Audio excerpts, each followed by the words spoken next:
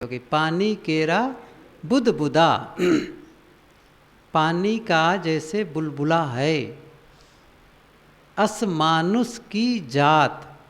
कबीर साहब की कई ऐसे पद हैं, कई ऐसी साखियाँ हैं जो उलटवासियाँ हैं, कई ऐसे हैं जो रूपक हैं, अलंकारों में हैं, और वो बातें उसका अर्थ पता नहीं चलता है। लेकिन इसमें तो एक सामान्य हिंदी का पाठक होगा, वह भी अर्थ लगा लेगा। पानी केरा बुदबुदा असमानुष की जात। मानुष की जात कैसी है? पानी के बुलबुला के समान।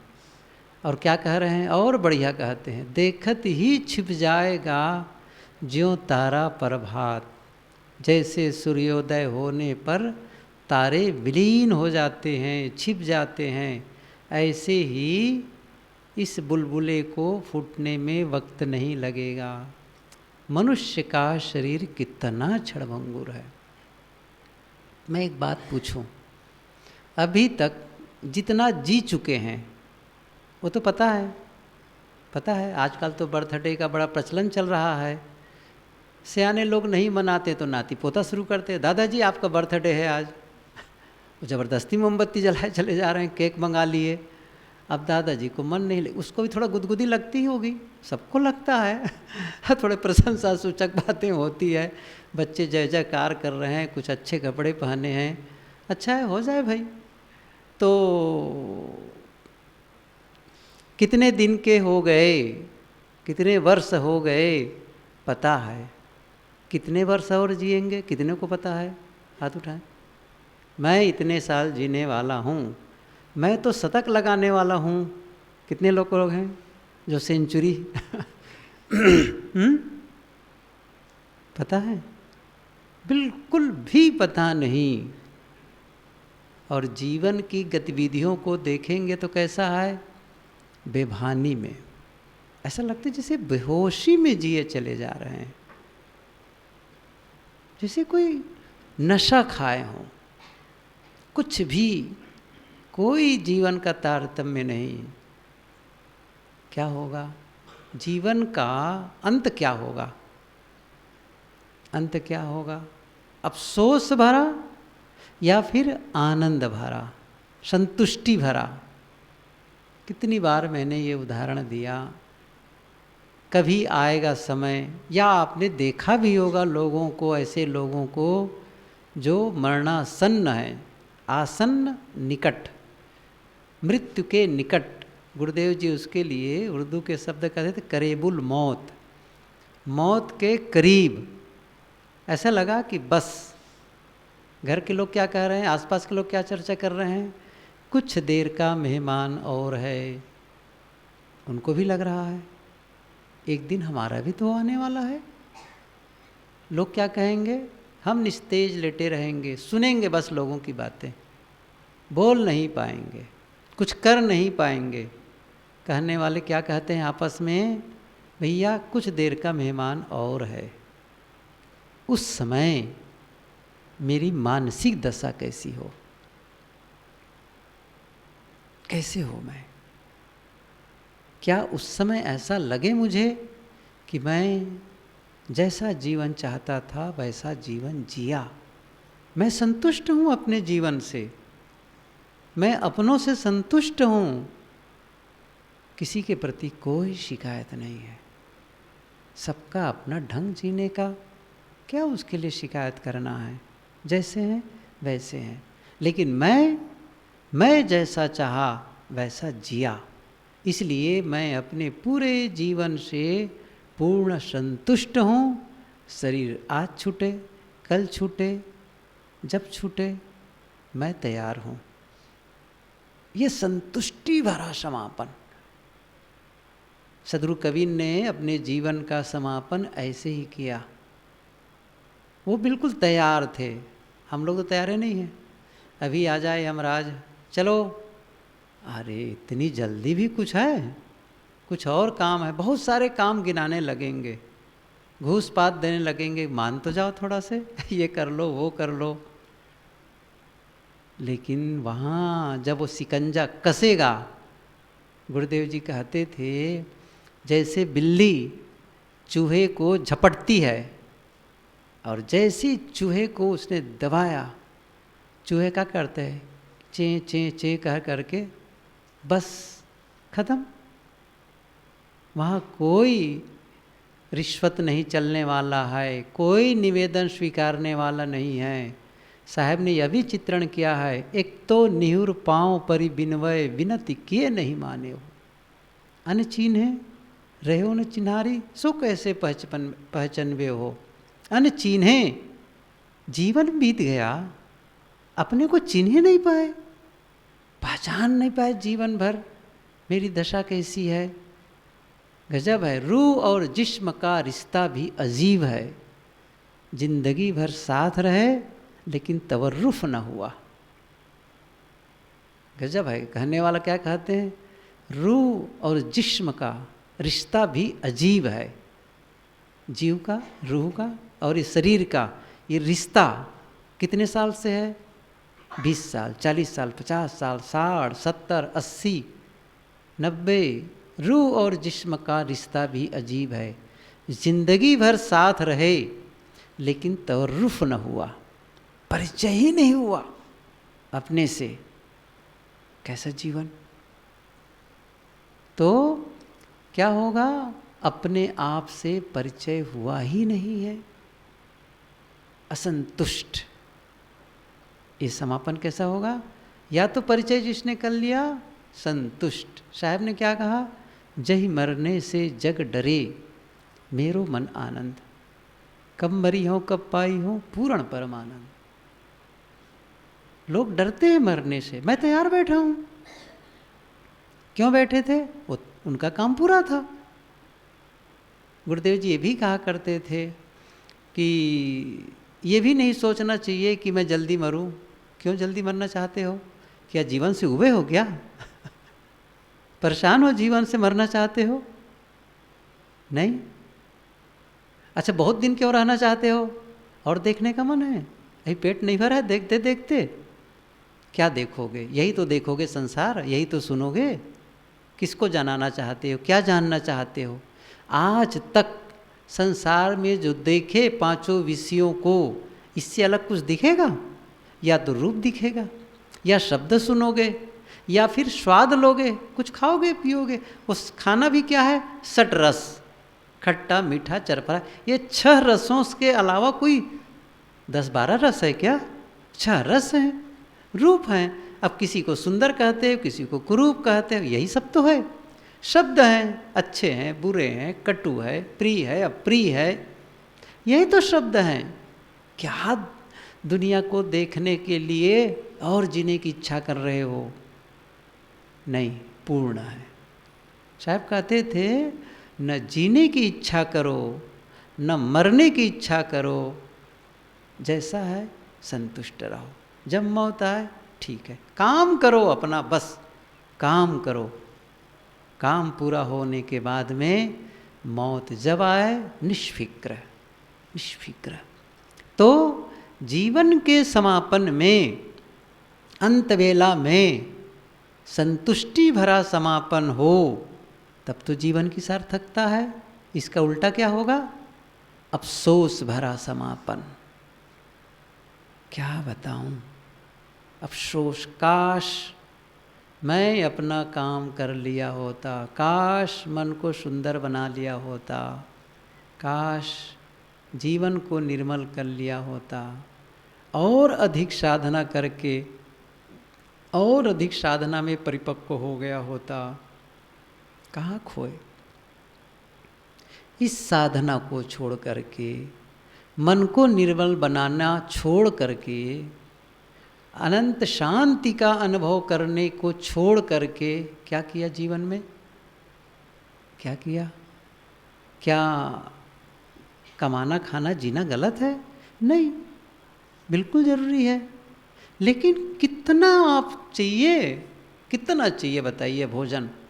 गुरुदेव जी कहते थे आपको आपके आसपास में 10,000 रोटी रख दी जाए तो ये आपकी उन्नति है। कितने रोटी चाहिए, 2, 4, 6, 10, 20 खाएगा कोई, और क्या करेगा। और 10,000 रोटियां रखी, बड़ी उन्नति, बांट दो, इसी में कुशलता है। मकान कितने कमरे का चाहिए?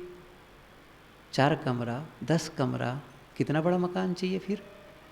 एक दिन किस मकान में जाना है जहाँ ना दरवाजे हैं ना खिड़की है। एक ऐसी जगह जाना है जहाँ पर ना उसमें दरवाज़ा ना उसमें खिड़की। कब तक के लिए जाना है उस कमरे में? बताओ कब तक के लिए जाना है? कब तक? कोई मतलब जाना या लौट के नहीं आना है। गजब है। वो ऐसी जगह है जहाँ से लौट के आना ही नहीं है। सड़गल जाएगा। ये जो परिवार हम अपना कह रहे हैं, ये मेरे परिवार हैं, ये बच्चे हैं, पत्नी हैं, पति हैं, ये है वो है, और उसके लिए वो घाव माव जो चल रहा है, अपने को बेच देते हैं। हमें प्रतिष्ठा मिले, हमें धन मिले, धन मिले, हम बेच देंगे अपने को। हमें सम्मान मिले, हम बेच देंगे अपने को। हमें शांति की परवाह नहीं है। हमें क्या मिले? संसार मिले, हमें ऐश्वर्य, हमारी प्रशंसा हो, मैं बड़ा माना जाऊं, चाहे मेरी शांति भंग क्यों ना हो जाए, मुझे नहीं लेने देना शांति से। बस मैं बड़ा, मैं धनी, मैं प्रतिष्ठित। समझ रहे हैं? किसको खो करके? शांति को। समझ रहे हैं ना? शांति को खो करके, विनम्रता को खो करके, शालीनता को खो करके, किसको क्या कर रहे हैं? वो चाहिए। सहनशीलता को खो करके, प्रेम को खो करके, संसार की चीज़ों को इकट्ठा किए, क्या पाए? तो क्या होगा? अफसोस भरा समापन। गुरुदेव जी ने लिखा है बीजक व्याख्या में, पढ़िए। कबहुन भयो संगयो साथा, व्याख्या पढ़िए, वहीं लिखते हैं। इस सुंदर जीवन को पाकर के कोई धन कमा सकता है, कोई विद्या अर्जित कर सकता है, बड़े पद पर जा सकता है, ये कर सकता है, वो बहुत सारी बातें हैं। लेकिन इन सबको देकर, जो आपने ऐश्वर्य इकट्ठा किया, उन सबको देकर जीवन के एक क्षण को बढ़ा नहीं सकते, नहीं बढ़ा सकते। कितना मूल्यवान जीवन मिला है। जिस जीवन में महाजीवन का अनुभव कर सकते थे, जिस जीवन में गहरी शांति का अनुभव कर सकते थे, जिस जीवन में आनंद का अनुभव कर सकते थे, तृप्ति का अनुभव कर सकते थे, उस जीवन में हमने कंकड़ पत्थर बटोरा और अपने आप को बहुत सफल माने। क्या होगा? अफसोस भरा समापन। क्यों? जब छूटेगा, छूटना तो है ही है, जब छूटेगा तब क्या लगेगा? इन्हीं सब के लिए तो मैं कर रहा था। गुरुदेव जी कितना उदाहरण दिया करते थे।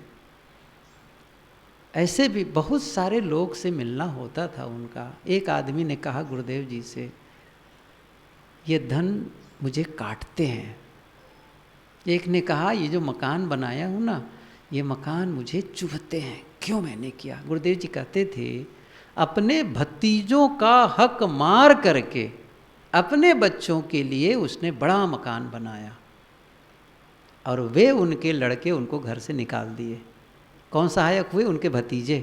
गुरुदेव जी कहते, सच्ची घटना बताता हूँ, गुरुदेव जी कहते थे। क्या कर रहे हैं?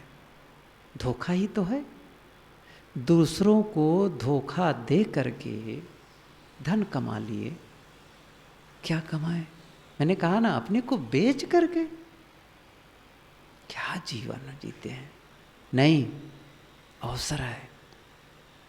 हम अपने जीवन में शांति का अनुभव, और मैं ये कहना चाहता हूँ, क्यों जीवन का समापन तक पहुँचे हम? समापन पता नहीं कब हो।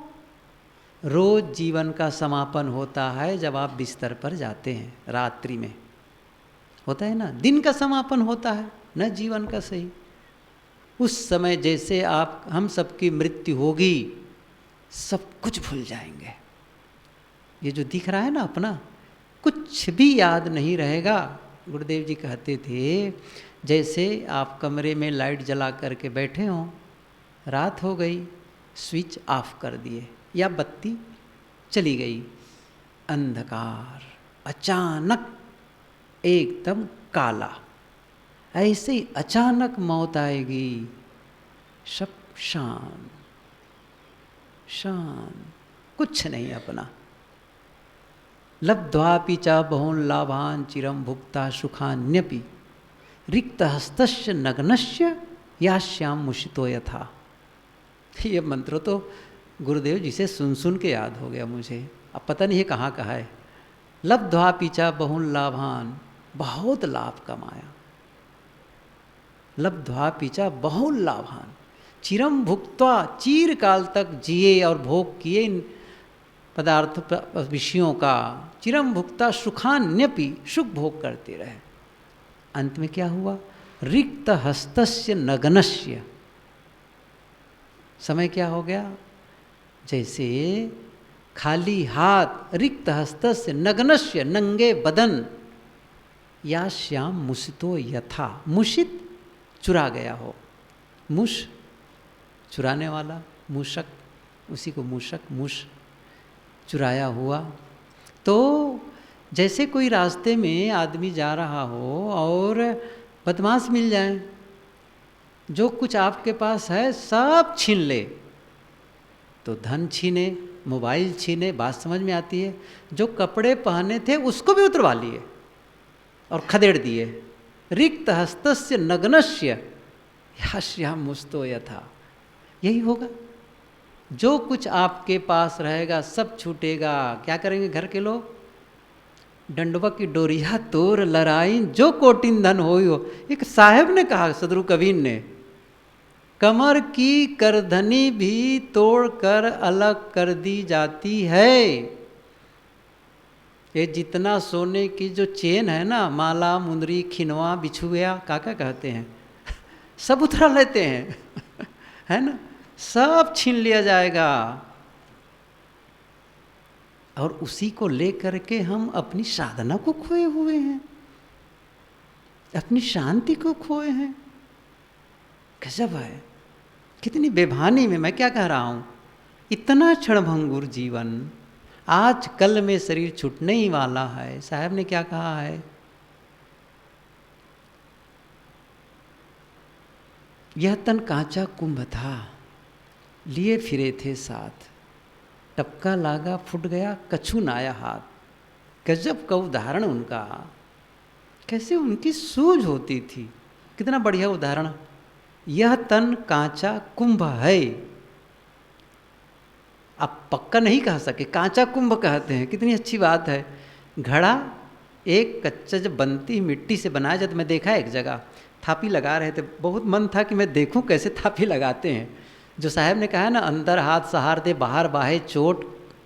मैं गया एक दिन और रास्ते बिल्कुल जा रहा था, भोजन के लौटा, अंदर चला के मुझे ले चलो थोड़ा सा अंदर में। तो आप बना रहे थे, मैंने कहा कि इसको आप ठोकते रहते, इसमें तो केवल आकृति बनती, यही मजबूती होती। इसको हम छोटा रहता है, उसको ऐसा ठोकते ठोकते ठोकते इतना बड़ा कर लेते हैं। आश्चर्य हुआ, पहली बार सुना उनसे। वो कुछ अलग ढंग के रहा होगा लगता है, तो छोटा बनाते हैं पहले, फिर उसी को ऐसा ठोकते ठोकते ठोकते ये आकृति दिए। ये मध्य प्रदेश में वो ज्योति है ना, उनके आश्रम में उनके भाई के यहाँ भोजन करने हम लोग आते हैं, तो बिल्कुल नज़दीक से, बिल्कुल बाजू उनका कुम्हारों का काम चलता है। तो मैंने कहा मुझे ज़रा दिखाओ तो ज़रा से उसको। ये साहब का उदाहरण, यह तन कांचा कुंभ नहीं, पहले मैंने क्या कहा, भीतर हाथ अंतर हाथ सहार दे बाहर बाहे चोट, गुरु शिष्य के संबंध में है। तो ऐसे ऐसे उदाहरण उनके। यहाँ पर क्या कह रहे हैं? यह तन कांचा कुंभ है। शरीर कैसा है? कच्चे घड़े की तरह। यह तन कांचा कुंभ है, लिए फिरे थे साथ, साथ साथ इसको लिए जा रहे हैं। टपका लागा फूट गया, टपका कहीं से चोट लगी, रास्ते में जा रहे हैं, एक ट्रक आई पीछे से, ठक, क्या बचा? पीस गया, कुछ नहीं आया। साहब कहते कछु ना आया हाथ, कच्चा घड़ा टूटेगा, हाथ में क्या आएगा? कुछ आएगा? कुछ भी नहीं, ऐसे ही शरीर है। उम्र सब धोखे में बीत गयो, बीत रहा है, इतना समय बीत गया, थोड़ा बचा है। कितना बचा है पता नहीं।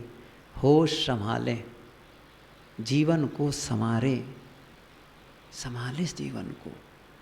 नहीं, मैं संभालूंगा अपने को, मैं अपने शब्दों को संभालूंगा, मैं अपने विचारों को संभालूंगा, मैं अपने कार्यों को संभालूंगा, उसे ठीक करूंगा, उसे ठीक करूंगा।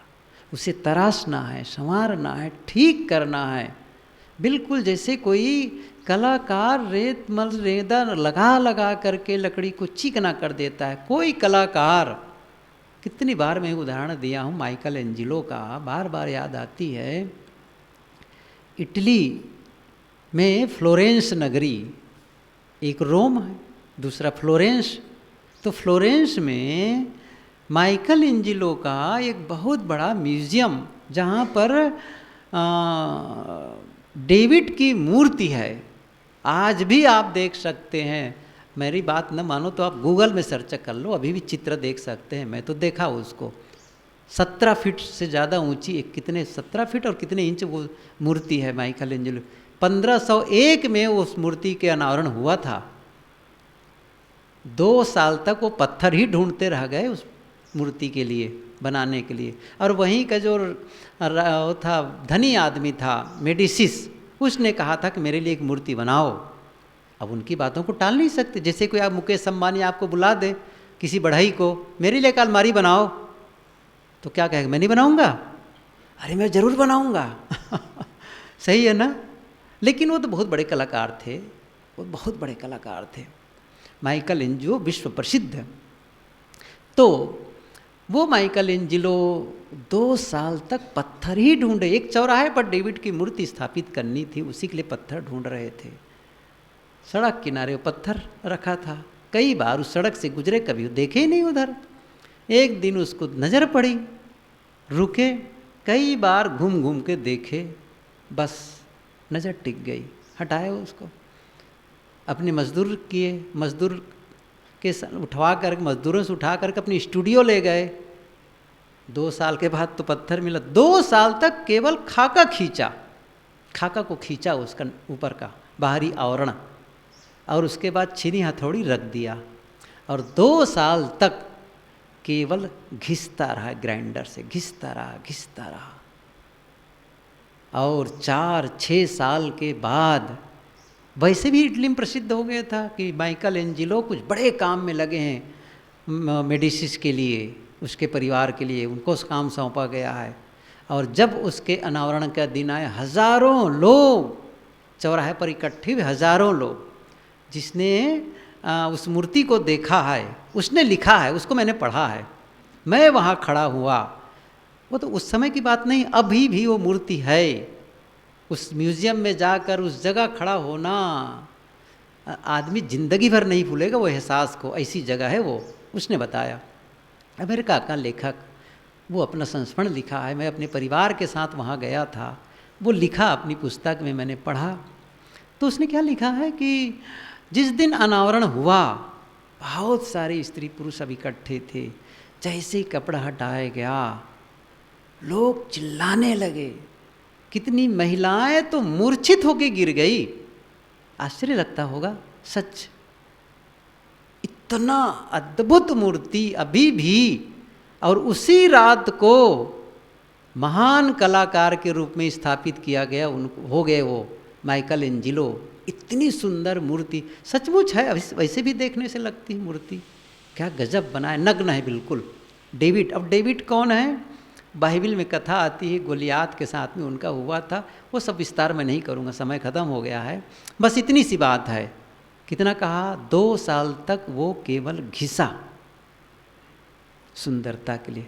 हम अपने भीतर घिसे, तरासे, हमारे भीतर भी। तो फिर उस मूर्तिकार से पूछा गया, माइकल एंजिलो से, इतनी सुंदर मूर्ति आपने कैसे बनाई इस पत्थर से? उन्होंने क्या कहा, मैं पहले दिन ही उस पत्थर में डेविड को देख लिया था।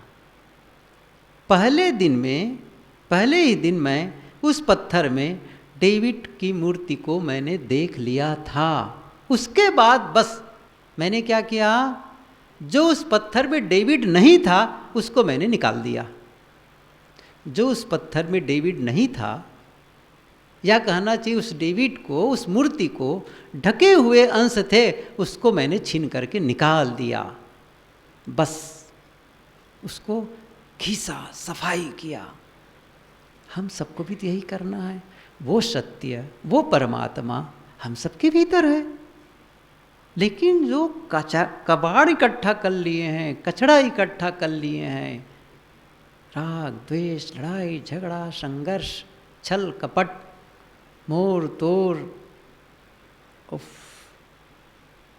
कितना कचरा लेके हम जाते हैं। रोज़ सोते जाते हैं तो कचरा लेके जाते हैं। रोज़ सुबह उठे कचरा के साथ उठे। एक पुस्तक the law of garbage truck, English में इतनी मोटी 1200-1300 की पुस्तक। मैं पुस्तक को हाथ में लिया, अब मुझे तो आती नहीं पढ़ने के लिए। मैंने कहा बताओ ज़रा इसमें क्या है, तो बताने लगी वो बिटिया, और सचमुच वो जो बताया मैंने कहा बिल्कुल सच है ये। तो क्या है उसका, लॉ ऑफ गार्बेज ट्रक। एक ट्रक है जहाँ कचड़े उठाने वाली ट्रक, कचरा रखा है, बस कचड़े डालते गए, अब ट्रक चली जा रही है। कचड़े उठाने वाली, कचड़े को ढोने वाली ट्रक का नियम, ऐसे ही हम लोग का जीवन हो गया है। कचड़ा उठाए चले जा रहे हैं। उसने कुछ कह दिया वो इकट्ठा कर लिए, उसने कुछ कर दिया वो घटना, सब कचड़ा उठाकर ढोए चले जा रहे हैं। अब देखो ना, ट्रक जब चलती तो कचड़ा कुछ गिराते भी चलती है, एक्स्ट्रा होने पर। कचड़े वाली ट्रक वही है। उसने वैसा कह दिया, अब उससे भी कहा, देखो उसने मुझे वैसा कहा, देखो उसने वैसा कहा। कचड़ा इकट्ठा किए, कचड़ा गिराते चले गए। यही जीवन की सार्थकता है? नहीं।